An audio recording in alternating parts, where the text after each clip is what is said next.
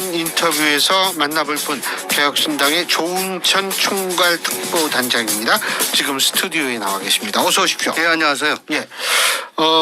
본격적인 얘기를 하기 전에 여러분한테 정말 희소식이 이게 조금 그 청취율 조사 기간에 이런 얘기를 말씀을 드렸으면 좀 더 긍정적인 효과가 있을 것 같은데 우리 조응천 의원께서 이제 한 달에 한 번씩 출연해 주시기로 했어요.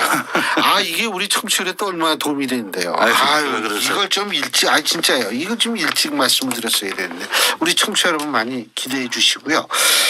아유 뭐 딴 얘기 뭐 뻔한 분명하게 이 얘기 해야죠. 오늘 아침에 윤 대통령하고 명태균 씨의 통화 녹취 어떻게 보셨습니까? 그동안에 강혜경 씨의 휴대폰에서 나온 녹취 자료들 4,000개가 뭐 그렇다고. 예, 그러니까 주로 이제 나오는 거는 강혜경 씨하고 명태균 씨, 강혜경 씨하고 김영선 전 의원 예. 요거만 그냥 계속 그렇죠. 나왔잖아요. 그 뭐 법적으로 말하면 전문 증거고 전원이고 그래서 뭐 직접적인 건 아닌데 드디어 대통령의 육성 듣게 되니까 좀 황망하고 참담하고 뭐 어디까지 지금 가는 거냐 불안하기도 하고 뭐 그렇습니다. 조응천 의원님께서는 법률가시니까 네. 제가 하나씩 좀 여쭤보겠습니다. 첫째, 이게 지금 2022년 5월 9일이죠. 이 통화가 이루어진 때는요. 이때는 당선인 신문이었습니다. 그리고 5월 10일 날 윤석열 당선인이 윤석열 대통령으로 이제 취임을 하게 됩니다. 그런데 제가 여쭤보고 싶은 건 자, 지금 5월 9일 날 통화를 했고 이때는 당선인 신분이고요. 그리고 내가 김영선 의원 어떻게 얘기한 이 시점 누구한테 얘기했는지는 모르겠어요. 누구한테 만약 이 녹취가 사실이라고 가정한다 하더라도 네. 누구한테 야 그거 좀 해주는 게 좋지 않겠냐 누구한테 얘기했는지는 밝혀지지 않았습니다. 하지만 이게 사실이라고 가정했을 때 그 행위가 이루어진 시점도 당선인 신분이거든요. 네. 그렇다면은 지금 민주당 같은 경우에는 하지만 5월 10일 날 공천이 발표됐기 때문에 이거는 대통령의 임기 시작한 이후의 문제라고 봐야 된다. 어떻게 봐야 됩니까? 법률적으로. 사실 지금 이 법률적보다는 국민들께서 어떻게 바라보고 계시는가가 더 훨씬 더 중요합니다마는 교수님께서 법률적인 걸 물어보셨으니까 그리고서는 명태균 씨가 자기 지인한테 그 다음 사정을 얘기해 주는 것도 같이 녹취가 풀렸잖아요. 네. 거기에 의하면은 그래서 선생님 윤상현이한테 전화했습니다. 보안 유지하십시오. 그리고 내일 취임식은 꼭 좀 오십시오. 이렇게 끝나요. 보안 유지하십시오. 이거는 뭐냐면 이제 결정이 됐다는 걸로 저 해석을 할 수가 있거든요. 그러니까 과연 그러면 공천 개입의 착수와 기수 시점 언제 그 행위가 완료가 됐느냐 그걸로 지금 따지는 것 같은데 보안 유지하시고 요것 때문에 이제는 이건 끝났다라고 할 수도 있겠어요. 그렇지만 사실 그러면 이 전화 한 통으로 그냥 끝난 거냐 아니면 이거 말고도 그래도 도저히 안 되겠는데요. 야 그래도 해. 이런 게 5월 9일 5월 10일 사이에 있었느냐. 그런 것까지도 사실 다 확인을 해야 이게 언제 행위가 끝난 거냐를 확정시킬 수가 있는데 그거 하기 위해선 특검이 필요하죠. 그리고 또 한 가지 제가 여쭤보는 게 지금 윤석열 대통령의 그 워딩 중에서 김영선 의원 이 얘기를 하면서 누구한테 어떻게 얘기를 했다라 한테라는 것이 지금 빠져 있거든요. 그게 네. 없거든요. 네. 이게 법률적으로 의미가 있는 겁니까? 아니 어쨌든 공관위가 당시에 지방선거 공관위하고 재보궐 공관위하고 두 가지가 있었는데 이건 재보궐 공관위겠죠. 예, 맞습니다. 거기에 위원장이 됐건 부위원장이 됐건 위원이 됐건 간사가 됐건 누가 됐건 당선자의 뜻을 전달할 수 있는 사람한테 얘기를 했다는 거겠죠. 그쪽 멤버한테. 예. 그러면 거기서 공유가 되고 그러니까 그 대상이 특정이 되지 않았더라도 어쨌든 그 공천 여부를 결정하는 쪽에다가 내 얘기를 했다라고 하면은 뭐 그게 그건 거고 그러면 구체적으로 누구한테 얘기했냐 하려면 이거 역시 수사가 필요하죠. 그러니까 결국은 전부 이제 수사가 필요하다는 쪽으로 가는데 그리고 사실 이 윤석열 대통령이 이제 우리가 물론 이 얘기가 그냥 대통령실은 그냥 좋은 얘기를 하기 위해서 했다라는 얘기 아니에요. 그것도 가능은 하겠죠, 사실은. 참 이게 구차스러운 게 대통령실에서 2번 공식적으로 발표를 했는데 그중에 한 번이 2번 찾아왔고 만났다. 네. 만났고 그나마도 경선 이후로는 끊었다라고 했잖아요. 네. 근데 요거는 취임식 전날이거든요. 그렇죠. 취임식 전날이 저는 뭐 안 돼봐가지고 모르겠는데 언뜻 상상해 보면 무척 바쁠 것 같아요. 예. 그 바쁜 와중에 이렇게 그 자기가 연락을 끊었다, 관계를 단절했다라고 하는 사람하고 이런 통화를 했다는 거. 사실은 국민들은 거기에 더 실망하고 대개 국민들이 분노하는 지점은 그 권력이 얼마나 나쁘냐라는 것보다 권력이 얼마나 어리석냐. 거기에 티핑 포인트가 있는데 국정농단 사건 때도 티핑 포인트가 그 JTBC에서 태블릿 PC 나왔을 때 도대체 이 아줌마 최서원 씨한테 어떻게 연설문 작성을 맡기냐, 이 나라가 이게 뭐냐라고 해서 뒤집어진 거거든요. 근데 이번에도 취임식 전날 그 바쁠 때 어떻게 명태균 씨 그 실체도 불분명한 그런 사람한테 이렇게 참 친절하게 얘기를 하냐. 도대체 국정보다는 이런 사사로운 쪽에 더 관심이 있는 거 아니냐. 이런 쪽으로 가게 되면은 참 어리석은 통치자다라고 생각이 들게 되고 왜 좋게 얘기를 해야 되죠? 명태균 씨한테? 그렇지 않아요? 그 아직도 핵심을 찌르셨네. 그 생각을 안 해봤어요. 맞아요. 그러니까 왜 좋게 얘기를 해야 돼요? 내일 취임식 하는 사람인데 바빠 죽겠는데. 그러니까 뭔가 지금 이제 아직까지도 드러나지 아니한 뭐 그런 켜켜이 쌓인 뭐 그런 연이 있는 것 같으죠. 좋게 얘기했다는 해명 자체로. 예. 그리고 법률가시니까 또 하나. 법적으로 이 지금 명세균 씨와 윤석열 대통령 간의 통화 녹취가 어떤 과정을 통해서 누가 이것을 그 민주당 쪽에 갖다 줬는지는 우리가 알 수가 없습니다. 네.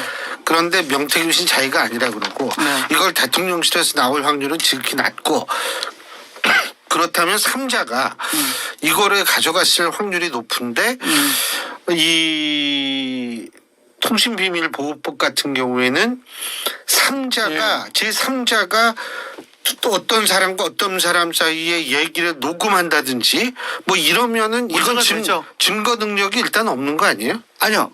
뭐 지금 교수님, 네. 이게 뭐 법적으로 증거 능력이 있고 없고, 그러니까 국민의 그 심판은 그렇죠. 그건 증거 중요한 건 능력하고 아니죠. 상관이 없는 거죠. 예. 다만 이제 법적으로 물어보신다니까. 통비법, 통신비밀보호법에 의하면 누구든지 공개되지 아니한 타인 간의 대화를 녹음해서는 안 된다. 네. 뭐 이런 규정이 있고 그거 위반하면은 굉장히 엄한 처벌을 해요. 네. 음질 상태로 봤을 때 이게 굉장히 안 좋잖아요. 안 좋죠. 그러니까 저도 이 볼륨 엄청 키워 들었어요. 어디서 나오는 걸 몰래 녹음한 게 맞는 것 같습니다. 음질로 봐서는. 그리고 명태균 씨가 나 감옥 가면 구속되면 이거 다 까버리겠다라고 했지. 아직 그 상태는 아닌데 그래서 뭐 자기가 고용한 A 씨가 깐 것 같다. 뭐 그건 이름 맞는 것 같고요. 그렇지만은 이걸 가지고 그러니까 A 씨가 처벌받는 거는 변론으로 하고 이런 사실 자체가 이런 대화 자체가 있었다는 거는 그건 팩트니까. 네, 팩트니까. 뭐 그리고 대통령실도 그거 AI로 뭐 내 목소리 조작한 거야. 그거는 이런 얘기는 안 하잖아요. 그러니까 그건 그냥 팩트로 가는데 현실적으로는 지금 민주당이 뭘 한참 더 들고 있고 살라미로 계속 내겠다라고 합니다. 아마 오늘 발표한 것보다 더 강도가 센 더 구체적이고 문제가 있는 것들이 나오면은 이게 뭐 왜 통비법 이런 얘기는 이제 그냥 쑥 들어가죠. 거죠. 예. 근데 그 명태균 씨가 오늘 그랬잖아요. 난 다 태우러 간다 지금 가고 있다. 아버지 묘에 예, 뭐 숨겨놨는데 묻어놨는데 그 태우러 가겠다. 그게 의미가 뭘 것 같으세요? 저는 그 전에 지금까지는 뭐라 그러냐면 휴대폰이 자기 변호사다라고 했거든요. 예. 그게 뭐냐면 뭐 변호사가 법리적으로 아무리 자기를 방어를 해주고 하는 것보다 핵 버튼을 들고 있기 때문에 날 상대로 함부로 핵을 쏘지는 못할 거다. 예. 그러니까 나한테 저 핵을 쏘면 나도 핵 버튼 누를 수밖에 없다. 즉 그걸 다 오픈하겠다라고 얘기를 했잖아요. 예. 근데 오늘 그걸 다 태우러 간다는 거는 사실 뭐 별로 잘 믿기지 않습니다. 뭔가 메시지 아닌가 이런 생각이 메시지죠. 들거든요. 어쨌든 내가 핵 버튼을 누를 수도 있겠지만 지금으로선 그런 마음이 전혀 없으니까 대통령실에서 나를 전력으로 카바를 좀 해주라. 네, 그런 의미인 것 같아요. 자, 또 하나 우리가 주목할 게 민주당은 말이에요. 지금 그 기자분들이 오늘 아침에 그 긴급 기자회견에서 물어봤거든요. 아, 이거 그러면은 이게 탄핵을 갈 것이냐 뭐 이랬는데 거기에 대해서는 뭐라고 해야 되냐면 국민들이 판단을 해야 된다. 이 이유가 뭘까요? 그건 아마 이재명 대표하고 이 공감으로 그렇게 한 것 같은데 어쨌거나 다 된 밥에 콧바트릴 우를 범하는 건 피하자. 그러니까 탄핵이란 게 직무집행에 있어서 중대한 헌법상 혹은 법률상의 위반 행위가 있어야 되지만 그걸로만 되는 게 아니고 국민들께서 야 이젠 도저히 이 정권의 이건 좀 아니다. 이 정권의 고난을 위임할 수가 없겠다. 라는 게 이 같이 올라가야지만 이게 탄핵이 성공을 하는 거거든요. 근데 아마 민주당에서도 느끼는 것 같습니다. 아직 국민들의 분노 게이지가 그 정도는 아니다. 그리고 2016년도에 한번 탄핵이란 걸 겪었고 그래서 정말 탄핵을 통해 가지고 한번 물갈이를 확 하고 민주적 토대를 갖다 다시 구축하고 리오거나이징 해서 대한민국이 통합으로 갈 줄 알았는데 뭐 적폐청산한다고 막 그냥 그렇죠. 도리깨 들고 수백 명. 예 잡아놓고 하면서 그때보다 훨씬 더 양극단으로 벌어져서 지금 국민들은 정서적으로 완전히 지금 둘로 나눠졌고 정치적 내전 상태까지 지금 된 것 같다는 거죠. 그러면 탄핵으로 인해서 내 삶이 얼마나 더 좋아졌으며 내가 애초에 생각했던 탄핵을 통해서 이루고자 했던 그런 것들이 얼마나 이루어졌냐라고 봤을 때 오히려 더 나빠졌다. 지금 사실 2022년도 대선이 0.73% 포인트로 아주 박빙으로 끝났습니다만은 대개 대선이란 게 뭐 교수님도 잘 아시겠지만 그동안에 응축되어 갔던 그 불만 그리고 모순 뭐 갈등 요소 이런 것들이 모였다가 대선이라는 정치 이벤트를 통해 가지고 한꺼번에 분출이 되는 효과가 있고 그로 인해서 화를 다 태워버리고 이제 다시 시작하는 그런 맛이 있었지 않습니까? 근데 어떻게 된 게 지금 22년 3월 달에 대선을 했는데도 지금 대선 연장전 뭐 연장 후반전 또 승부차기 뭐 이래 계속 그걸로 가는 거예요. 네. 그러면 탄핵을 통해서 끄집어 내린다고 했을 때 그 다음 정권은 어떤 것인가? 그리고 지금 이 정치적 내전 상태가 종식될 수 있다고 우리가 믿을 수 있을 것인가? 누구 좋은 일 시키는 거 아닌가? 근데 그 누구가 과연 집권을 했을 때 대한민국이 반듯하게 갈 수 있을 것인가? 숱한 송사에 휘말려서 지금 재판을 받고 있고 그나마도 지금 허위사실 공표라든가 위증교사라든가 계속 거짓말을 했다고 기소가 돼 있는데 참 이게 옳은 길인가에 대한 확신이 아직 없다. 저는 그렇게 생각을 하고 거기에 대해서 민주당도 굉장히 조심을 한 것 같고 어쨌든 분노 게이지가 보일링이 돼서 임계점까지 올라갔을 때 거기에 편승해서 가야지 지네들이 이걸 갖다가 이끌고 가는 거는 무리다. 민주당이 그 생각을 하는 것 같습니다.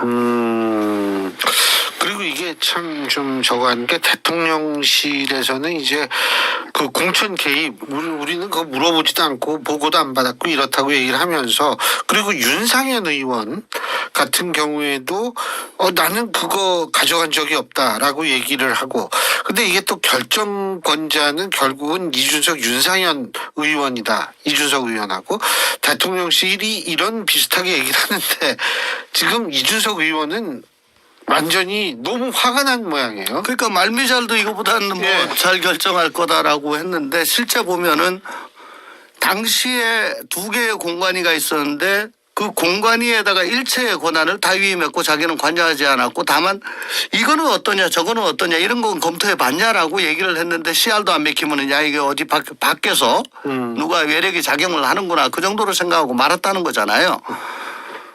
만약에 그게 거짓말이면은 어쨌든 쫓아낸 전 대표고 지금 당도 다른데 그거 아니다 네가 다 했다라고 진작부터 얘기가 나왔었겠죠.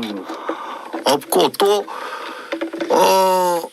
그 윤리위에서 그 뭐 징계하고 했던 거 있잖아요. 그렇죠. 이준석 대표에 그게 대해서. 대통령 취임하고 한 2달 있다가 아마 그렇게 됐을 예. 겁니다. 1차 윤리위, 2차 윤리위, 3차 윤리위 계속 하면서 그러니까 그때 이미 이 대표는 맞지만 뭐 지금 어버이 이재명 대표처럼 그렇게 정권을 휘두르는 대표는 전혀 아니었다. 아니었죠. 예. 근데 직책상 형식상 대표라고 해가지고 거기다 떠미니까 니네들 나한테 옛날에 어떻게 했는데 그래 지금 또 그걸 나한테 덮여 씌워라고 해서 요즘 말로 극대노한 것 같아요.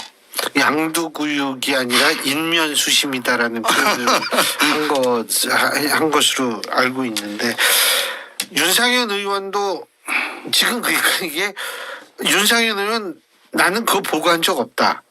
그러면은 이게 결국은 그냥 진짜 좋은 말 하기 위해서 한 것이다라는 얘기가 증명될 수밖에 없는 상황은 아닌가 이런 생각도 들거든요. 그러니까 수사를 해야죠. 예, 뭐 각자 자기한테 유리한 대로 일단은 얘기를 하니까. 아니 근데 그게 지금 수사를 한다면 이게 지금 특검이 뭐 한두 개가 아니잖아요. 이 민주당이 얘기하는 거. 14개. 그럼 이거 또 특검으로 이제 이것도 그러니까 14개 중에 공천 개입이 들어가 있는데 그걸 좀 확대하자. 아니 그대로 하면 되는 거예요. 그대로 하면 되죠. 다만 뭐 삼부토건 주식 주가 조작 뭐 이런 것도 들어가 있어요. 그러니까 뭐 풍문으로 들었고 누가 뭐라 그랬어 이거 냄새 나네 이것도 다 넣었거든요. 14개를 뭐 120일 150일 안에 못합니다. 수사 못합니다. 그냥 그거는 제가 보기에 정치적으로 이렇게 비리 백화점이에요. 뭐 문제 아닌 게 없습니다라는 거를 그 단적으로 과시하기 위해 가지고 그렇게 했을 뿐이지 실제 특검으로 들어가게 되면은 그 중에서 진짜 해야 될 거 몇 개, 2개, 3개, 3개도 많습니다. 못해요. 핵심만 예, 못해요. 예. 그러니까 민주당도 좀 정리를 할 필요가 있겠네. 당연하죠. 그거 어떻게 다 그렇죠. 그 한정된 인력, 한정된 기간에 그 어떻게 그걸 다 수사합니까? 하여간 지금 근데 저는 사실 어떤 생각이 오늘 아침에 얼핏 들었는데 제가 수업 들어가기 전에 이 얘기를 들었는데 얼핏 생각하는 게 아니 지금 전국의 핵심이 김건희 여사에서 윤석열 대통령으로 옮겨가나 이런 생각을 얼핏 했어요. 어떻게 보십니까? 어쨌거나 김건희 여사가 뭐 정말 잘못했어요. 예. 혹은 영부인으로 있으면서 법을 위반했어요. 근데 그게 수신제가 못한 죄는 있는데 대통령으로서의 직무를 집행함에 있어서가 아니잖아요. 영부인은 공적인 지위가 없습니다. 그렇죠. 예, 네. 그러니까 탄핵 사유가 안 돼요. 그렇잖아요. 직접적으로. 직접적으로 탄핵 사유가 되는 거는 이제 당사자 본인이 뭔가 위법하거나 위헌적인 걸 해야 되거든요. 그리고 그게 국민들 전체적으로 야 이제 더 이상 권력을 위임할 수 없겠다. 라는 정도까지 가야 된단 말입니다. 예. 근데 이제 그동안에 카드라 V제로다 뭐다 뭐 그냥 저 여사가 하자는 대로 다 하더라. 그것만으로는 사실 탄핵은 안 되거든요. 근데 지금 대통령의 육성이 딱 나오니까 그게 하필이면 또 취임식 전날이에요. 인수위의 인수위원장, 부위원장, 인수위원, 전문위원 거기 나온 민간인들은 전부 다 인수위의 업무와 관련해서 형사 처벌을 할 일이 있으면 공무원으로 의제가 됩니다. 근데 당선인은 그게 없어요. 인수위원들은 공무원 신분으로 의제가 돼요. 의제가 예. 그렇군요. 네, 네. 근데 당선인은 아니다. 네. 그거 재밌네요, 그거. 당선인은 지위만 있습니다. 예, 그래가지고 임기 시작하기 전에 국무총리나 국무위원 지명하고 청문회에 올릴 권한도 있고 인수위를 구성하고 그렇죠. 꾸리고 뭐 교통수단을 지원해줘야 되고 의료도 지원해줘야 되고 뭐 이런 것만 있어요. 인수위법이. 예. 뭐 딴 게 없습니다. 근데 이제 11월 2일 이번 주 토요일 날 민주당 바깥으로 나가지 않습니까? 네. 11월 9일 날 민주노총을 중심으로 한 또 윤석열 정권 퇴진 이거 외치는 대규모 장외 집회가 계획이 그렇습니다. 있고, 이런 상황에서 사실 이 얘기가 나오니까 네. 이게 좀 그 집회에서 나오는 목소리도 좀 달라지고 규모도 좀 달라질 가능성도 있지 않을까 이런 생각이 드는데 어떻게 보세요? 목소리는 무조건 달라질 거고요. 예. 예.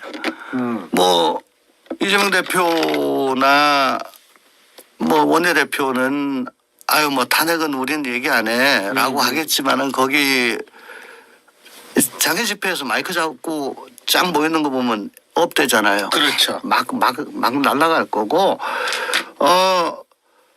이제 저 당원들한테 11월 2일 날 어디서 저 대규모 집회가 있는데 우리 지역에서는 어디서 모입니다. 많이 참여해 주세요. 이런 동료 문자는 계속 가는 것 같아요. 근데 이제 오늘 아침에 이 녹취가 까짐으로써 이거는 아니다라고 생각하시는 또 일반 국민들이 좀 얼마나 계실지 모르겠습니다만은 계실 겁니다. 예.